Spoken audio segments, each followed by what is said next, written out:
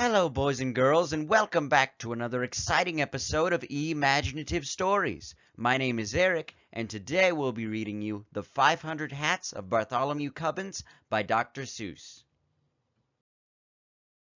In the beginning, Bartholomew Cubbins didn't have 500 hats. He only had one hat.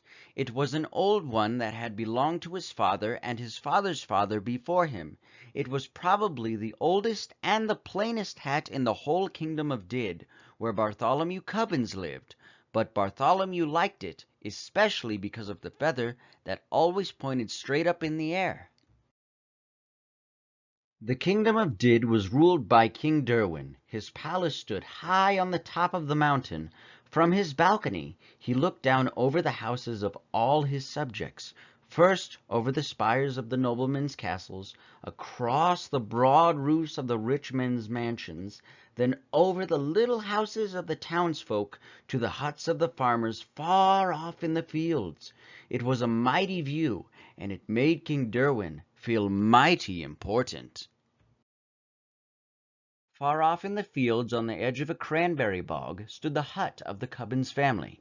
From the small door Bartholomew looked across the huts of the farmers to the houses of the townsfolk, then to the rich men's mansions and the noblemen's castles, up to the great towering palace of the king. It was exactly the same view that King Derwin saw from his balcony, but Bartholomew saw it backward. It was a mighty view, but it made Bartholomew Cubbins feel mighty small. Just after sunrise one Saturday morning, Bartholomew started for town. He felt very happy. A pleasant breeze whistled through the feather in his hat. In his right hand he carried a basket of cranberries to sell at the market. He was anxious to sell them quickly and bring the money back home to his parents. He walked faster and faster till he got to the gates of the town. The sound of silver trumpets rang through the air. Hoofbeats clattered on the cobbled streets. "Clear the way! Clear the way! Make way for the king!" All the people rushed for the sidewalks. They drove their carts right up over the curbstones. Bartholomew clutched his basket tighter. Around the corner dashed 50 trumpeters on yellow-robed horses. Behind them, on crimson-robed horses, came the king's own guards. "It's off to the king!" shouted the captain of the king's own guards. On came the king's carriage, white and gold and purple. It rumbled like thunder through the narrow streets. It swept past Bartholomew. Then suddenly its mighty brakes shrieked. It lurched, and then it stopped. The whole procession stood still. Bartholomew could hardly believe what he saw. Through the side window of the carriage, the king himself was staring back, straight back at him. Bartholomew began to tremble. "Back up!" the king commanded the royal coachman. The royal coachman shouted to the royal horses. The king's own guard shouted to their crimson-robed horses. The trumpeters shouted to the yellow-robed horses. Very slowly the whole procession backed down the street until the king's carriage stopped right in front of Bartholomew. The king leaned from his carriage window and fixed his eyes directly on Bartholomew Cubbins. "Well, well?" he demanded. Bartholomew shook with fright. "I ought to say something," he thought to himself, but he could think of nothing to say. "Well?" demanded the king again. "Do you or do you not take off your hat before your king?" "Yes, indeed, sire," answered Bartholomew, feeling greatly relieved. "I do take off my hat before my king." "Then take it off this very instant," commanded the king more loudly than before. "But, sire, my hat is off," answered Bartholomew. "Such impudence!" shouted the king, shaking an angry finger. "How dare you stand there and tell me your hat is off?" "I don't like to say you are wrong, sire," said Bartholomew very politely, "but you see my hat is off," and he showed the king the hat in his hand. "If that's your hat in your hand," demanded the king, "what's that on your head?" "On my head?" gasped Bartholomew. There did seem to be something on his head. He reached up his hand and touched a hat. The face of Bartholomew Cubbins turned very red. "It's a hat, sire," he stammered, But it can't be mine. Someone behind me must have put it on my head."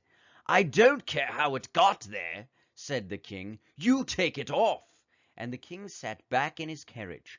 Bartholomew quickly snatched off the hat. He stared at it in astonishment. It was exactly the same as his own hat, the same size, the same color, and it had exactly the same feather.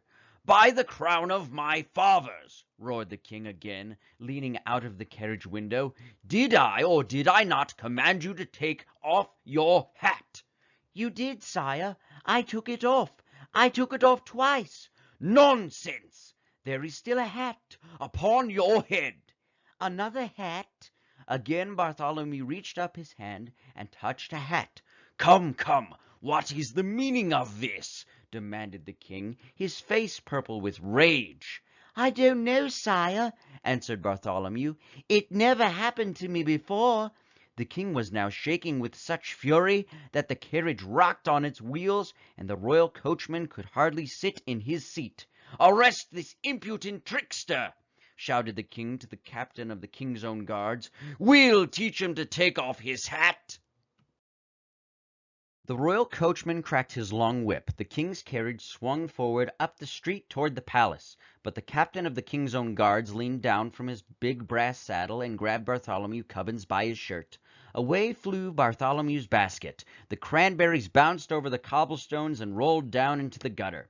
With a jangling of spurs and a clatter of horseshoes, the captain and Bartholomew sped up the winding street toward the palace, out of the narrow streets, on up the hill. Bartholomew clung to the captain's broad back. On and on they galloped, past the bright gardens of the wealthy merchants, higher and higher up the mountain, on past the walls of the noblemen's castles. Flop! The sharp wind whisked off Bartholomew's hat. Flop, flop! Two more flew off. Flop, flop, flop! Flew another, and another. 4, 5, 6, 7. Bartholomew kept counting as the hats came faster and faster. Lords and ladies stared from the windows of their turrets, wondering what the strange stream of hats could mean. Over the palace drawbridge they sped, through the great gates and into the courtyard. The captain pulled in his reins. "His Majesty waits in the throne room," said a guard, saluting the captain. "The throne room!" The captain dropped Bartholomew to the ground. "I'd certainly hate to be in your shoes," he said, shaking his head sadly. For a moment Bartholomew was terribly frightened. Still, he thought to himself, the king can't do nothing dreadful to punish me, because I really haven't done anything wrong. It would be cowardly to feel afraid. Bartholomew threw back his shoulders and marched straight ahead into the palace. "Follow the black carpet," said the guard at the door. All through the long hallway Bartholomew could hear the muttering of voices behind heavy doors. "He won't take off his hat." "No, he won't take off his hat." Bartholomew walked on till he stood in the very middle of the throne room. The king, in a long scarlet robe, was sitting on his throne. Beside him stood Sir Alaric, keeper of the king's records. He wore in his belt, instead of a sword, a long silver ruler. Lords and noblemen of the court stood solemn and silent. The king looked down at Bartholomew severely. "Young man, I'll give you one more chance. Will you take off your hat for your king?" "Your Majesty," said Bartholomew as politely as he could, "I will, but I'm afraid it won't do any good." And he took off his hat, and it didn't do any good. Another hat sat on Bartholomew's head. He took off hat after hat after hat after hat, until he was standing in the middle of a great pile of hats. The lords and noblemen were so astonished they couldn't even speak. Such a thing had never happened in the throne room before. "Heavens!" said Sir Alaric, keeper of the records, blinking behind his triangular spectacles. "He's taken off 45. "And there were 3 more down in the town," said the king. "And you must add on 87 more that blew off my head as we galloped up the hill," said Bartholomew, trying to be helpful. 135 hats! Most unusual," said Sir Alaric, writing it down on a long scroll.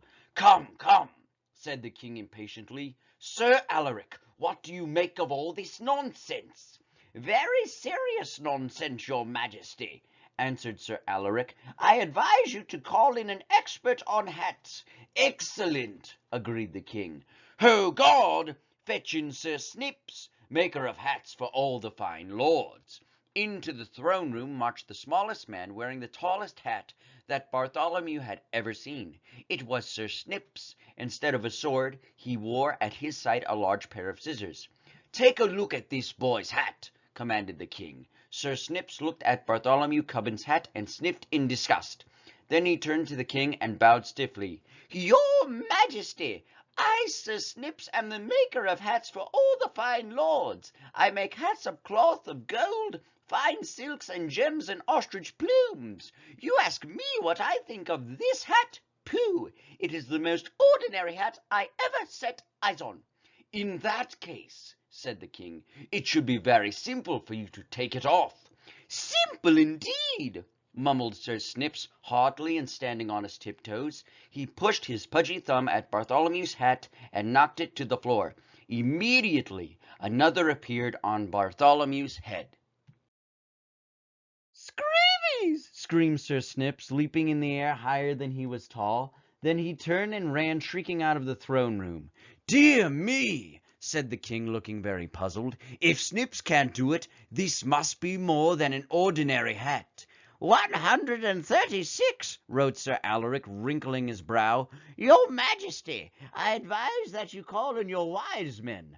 "A fine idea," said the king. "Ho, guard! Bring me Nad. Nad knows about everything in all my kingdom." In came an old man. He looked at the hat on Bartholomew's head, and he looked at the pile of hats on the floor. "Nad, my wise man, can you take off his hat?" asked the king. Nad shook his head. Solemnly, no. "Then fetch me the father of Nad," commanded the king. "He knows about everything in all my kingdom and in all the world beyond." In came an even older man, but when he looked at Bartholomew's hats, the father of Nad merely locked his fingers across his beard and said nothing. "Then bring me the father of Nad," ordered the king. "He knows about everything in all my kingdom, in all the world beyond, and in all other worlds that may happen to be." Then came the oldest man of them all, but he just looked at Bartholomew and nibbled nervously at the end of his beard.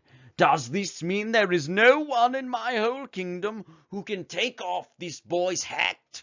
bellowed the king in a terrifying voice. A small voice came up through the balcony window. "What's the matter, Uncle Derwin?" To Bartholomew it sounded like the voice of a boy. The king stepped out on the balcony and leaned over the marble railing. "There's a boy in here, just about your age," the king said. "He won't take off his hat." Bartholomew tiptoed up behind the king and looked down. There stood a boy with a big lace collar, a very proud little boy with his nose in the air. It was the Grand Duke Wilfred, nephew of the king. "You send him down here," said the Grand Duke Wilfred. "I'll fix him." The king thought about it for a minute. He pushed back his crown and scratched his head. "Well, maybe you can. There's no harm in trying. Take him to the Grand Duke Wilfred," commanded the king, and two of the king's own guards led Bartholomew out of the throne room. "Pooh!" said the Grand Duke Wilfred, looking at Bartholomew's hat and laughing meanly. "That hat won't come off. You stand over there." He pointed to a corner where the wall curved out. "I need a little target practice with my bow and arrow." When Bartholomew saw that the Grand Duke Wilfred had only a child's bow, he didn't feel frightened. He spoke up proudly. "I can shoot with my father's big bow. My bow's plenty big enough for shooting hats, especially hats like yours," answered Wilfred, and he let fly an arrow. Zzz! It grazed Bartholomew's forehead and nipped off his hat. Away it blew and over the parapet, but another hat appeared on his head. Zzz! Zzz! Zzz! The arrows flew, till the Grand Duke's whole bag full of arrows was gone, and still a hat sat upon Bartholomew's head. "It's not fair!" cried the Grand Duke. "It's not fair!" He threw down his bow and stamped upon it. 154 hats! gulped Sir Alaric. "These hats are driving me mad!" The king's voice rang out through all the palace. "Why waste time with a child's bow and arrow? Fetch me the mightiest bow and arrow in all my realm. Fetch the yeoman of the bowmen!" "Yeoman of the bowmen!" echoed all the lords and noblemen of the court. A gigantic man strode out across the terrace. His bow was as big as the branch of a tree. The arrow was twice as long as Bartholomew, and thicker than his wrist. "Yeoman of the bowmen," said the king, "shoot off this boy's hat, and make it stay off." Bartholomew was trembling so hard that he could scarcely stand straight. The yeoman bent back his mighty bow. Gerzip! Like a mad giant hornet, the arrow tore through the air toward Bartholomew Cubbins. Gerzap! The sharp arrowhead bit through his hat and carried it off. On and on for a full half-mile. Gerzap! It plucked to a stop in the heart of an oak tree. Yet there on Bartholomew's head sat another hat. The face of the yeoman of the bowmen went white as the palace walls. "It's black magic!" he shrieked. "Black magic, that's just what it is," sighed the king with relief. "I should have thought of that before. That makes things simple. Back to the throne room. Call my magicians." In the whole throne room there wasn't a sound as loud as a breath, but from the spiral stairs that led down from the southwest tower came the shuffling of slow, padded feet. The magicians were coming. Low and slow they were chanting words that were strange. "Dig a hole 5 furlongs deep, down to where the night snakes creep. Mix and mold the mystic mud, Malber, Balber, Titter, Todd." In came 7 black-gowned magicians, and beside each one stalked a lean black cat. They circled round Bartholomew Cubbins, muttering deep and mysterious sounds. "Stop this useless muttering," ordered the king. "I want a chant that will charm away this boy's hat." The magicians huddled over Bartholomew and chanted, "Winky bus, tinky bus, protege clay, hat on this demon's head, fly far away. Howl, men, howl away, howl away, howl away. Yowl, cats, yowl away, yowl away, yowl away. Hat on this demon's head, seep away, creep away, leap away, gleep away. Never come back." "A mighty good chant," said the king, looking very pleased. "Are you sure it will work?" All the magicians nodded together. "But," said the king, looking puzzled, "there still seems to be a hat upon his head. How long will it take for the charm to work?" "Be calm, O siren, have no fears," chanted the magicians. "Our charm will work in 10 short years." "10 years!" gasped the king. "Away, fools!" he shouted. "Out of my sight! I can't wait 10 years to get rid of his hat. Oh dear, what can I do? What can I do?" "If I were king," whispered the Grand Duke Wilfred, "I'd chop off his head." "A dreadful thought," said the king, biting his lip, "but I'm afraid I'll have to. Young man," he said to Bartholomew Cubbins, and he pointed to a small door at the end of the room, "march down those steps to the dungeon and tell the executioner to chop off your head." Bartholomew's heart sank into his boots, but he did as the king commanded. "I must take off my hat," he said to himself as he started down the long black stairway. "This is my last chance." One hat after another he tore from his head. 156, 157, 158. It grew colder and damper. 217, 218, 219. Down, down, down. 231. 232, 233. It seemed to Bartholomew he must be in the very heart of the mountain. "Who's there?" said a voice from the blackness. Bartholomew turned a corner and stepped into the dungeon. The executioner was whistling and swinging his axe idly, because at the moment he had nothing to do. In spite of his business, he really seemed to be a very pleasant man. "The king says you must chop off my head," said Bartholomew. "Oh, I'd hate to," said the executioner, looking at him with a friendly smile. "You seem like such a nice boy." "Well, the king says you have to," said Bartholomew, "so please get it over with." "All right," sighed the executioner, "but first you've got to take off your hat." "Why?" said Bartholomew. "I don't know," said the executioner, "but it's one of the rules. I can't execute anyone with his hat on." "All right," said Bartholomew, "you take it off for me." The executioner leaned across the chopping block and flipped off Bartholomew's hat. "What's this?" he gasped, blinking through the holes in his mask, as another hat sat on Bartholomew's head. He flipped this one off, then another, and another. "Fiddlesticks!" grunted the executioner, throwing his axe on the floor. "I can't execute you at all." And he shook hands with Bartholomew and sent him back upstairs to the king. The king had been taking a nap on the throne. "What are you doing here?" he said to Bartholomew, angry at being awakened. "I'm sorry, your majesty," explained Bartholomew. "My head can't come off with my hat on. It's against the rules." "So it can't," said the king, leaning back wearily. "Now how many does that make altogether?" "The executioner knocked off 13, and I left 178 more on the dungeon steps," answered Bartholomew. 346 hats, mumbled Sir Alaric from behind the scroll. "Uncle Derwin," yawned the Grand Duke Wilfred, "I suppose I'll have to do away with him. Send him up to the highest turret, and I in person will push him off." "Wilfred, I'm surprised at you," said the king, "but I guess it's a good idea." So the king and the Grand Duke led Bartholomew Cubbins toward the highest turret.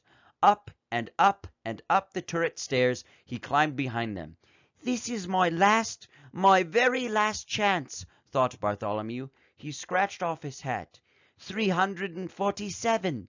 He scratched off another. He pulled and he tore and he flung them behind him. 398. 399. His arms ached from pulling off his hats, but still the hats came. Bartholomew climbed on. 448, 449, 450, counted Sir Alaric, puffing up the stairs behind him. Suddenly Sir Alaric stopped. He looked, he took off his triangular spectacles and wiped them on his sleeve. And then he looked again. The hats began to change. Hat 451 had not one, but two feathers. Hat 452 had three. And 453 also had three and a little red jewel. Each new hat was fancier than the hat before. "Your Majesty! Your Majesty!" cried out Sir Alaric, but the king and the Grand Duke were way up where they couldn't hear. They had already reached the top of the highest turret. Bartholomew was following just behind. "Step right out here and get out on that wall," snapped the Grand Duke Wilfred. "I can't wait to push you off." But when Bartholomew stepped up on the wall, they gasped in amazement. He was wearing the most beautiful hat that had ever been seen in the kingdom of Did. It had a ruby larger than any the king himself had ever owned.